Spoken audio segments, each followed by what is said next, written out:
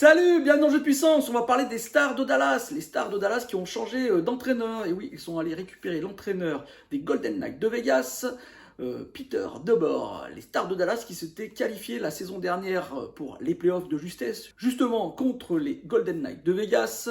Oui, ils s'étaient qualifiés vraiment de justesse, ça se jouait entre ces deux équipes, et ils s'étaient fait éliminer par les Flames de Calgary, dans une série assez serrée grâce aux jeunes gardiens des Stars de Dallas. Et on va tout de suite commencer par parler de ce jeune gardien qui attend un contrat. Mais à mon avis, il l'aura. Enfin, du moins, quand j'enregistre cette vidéo, il attend un contrat. Peut-être que quand vous la regarderez, il aura déjà son contrat. Et à mon avis, il aura son contrat. Un autre joueur lui aussi attend impatiemment un contrat, c'est Jason Robertson, mais on en parlera quand on parlera de l'attaque. Parlons des gardiens donc.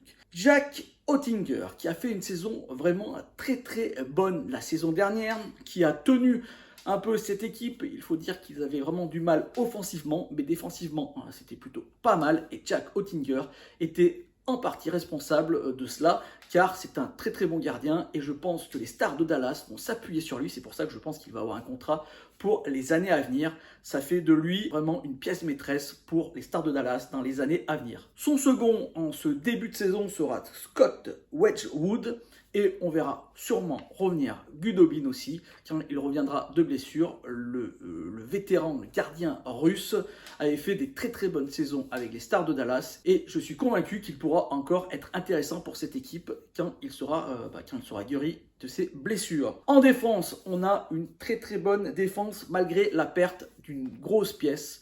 John Klingberg qui est parti du côté des Ducks d'Anaheim. Et on a vraiment encore une belle défense, et tout ça grâce à un jeune finlandais, Miro Heiskanen.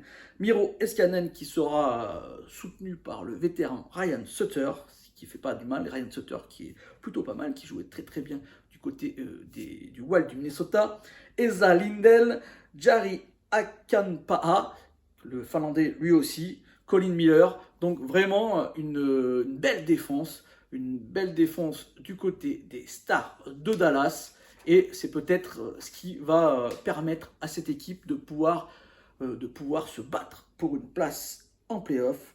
On verra aussi sûrement le jeune espoir Thomas Hardley, qui a joué déjà 34 matchs avec les Stars de Dallas. Pour lui, un but et 4 passes décisives. Thomas Hardley, 21 ans, on le verra sûrement jouer avec cette équipe des Stars de Dallas en défense. Du côté de l'attaque, là aussi, Peter DeBoer devra faire confiance aux jeunes joueurs, car les vétérans n'ont pas été terribles la saison dernière, sauf un.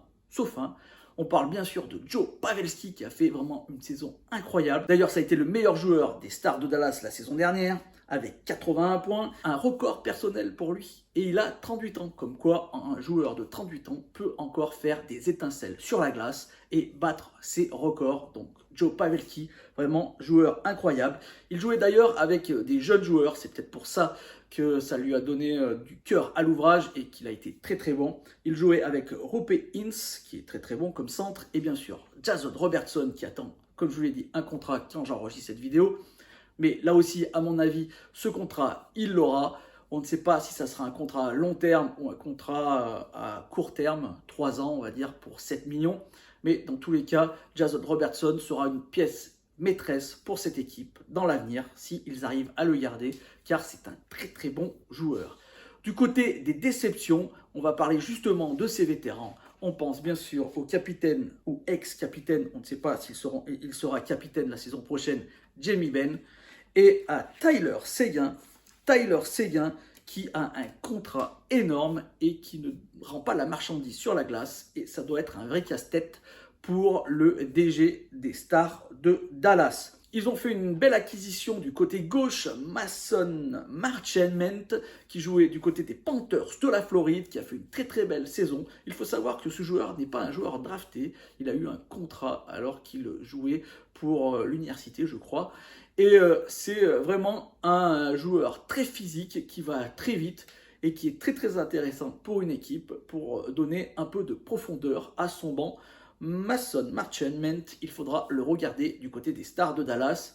Malgré cela, je pense quand même que cette attaque quand même n'a pas assez de profondeur pour être une attaque dominante dans la NHL. Et on passe tout de suite donc à mes prédictions. Est-ce que les Stars de Dallas ont la capacité de pouvoir refaire ce qu'ils ont fait la saison dernière, donc se qualifier de justesse pour les playoffs? Je pense que oui. Ils ont une bonne défense, ils ont un bon gardien, malgré le fait que l'attaque peut des fois être un peu pas très efficace. Ils peuvent, à mon avis, encore aller chercher une troisième place ou une place en wildcard, mais ils ne se battront pas. Ils n'ont pas, à mon avis, les capacités pour se battre pour une première ou seconde place du côté de cette division centrale.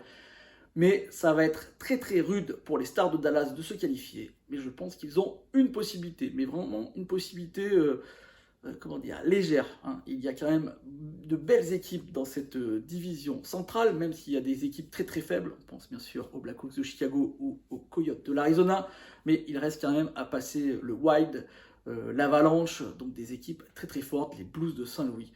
Donc, à mon avis, ça va être très difficile pour se qualifier, mais ils ont une chance de le faire. Il ne faudra pas qu'ils la ratent. Voilà, j'espère que cette petite vidéo vous a plu. Si c'est le cas, n'hésitez pas à me faire un petit like, un petit commentaire ou à la partager. Et moi, je vous dis à demain. On parlera d'une équipe qui, elle, est en reconstruction et qui commence à voir la fin du tunnel et qui pourrait être très très intéressante la saison prochaine.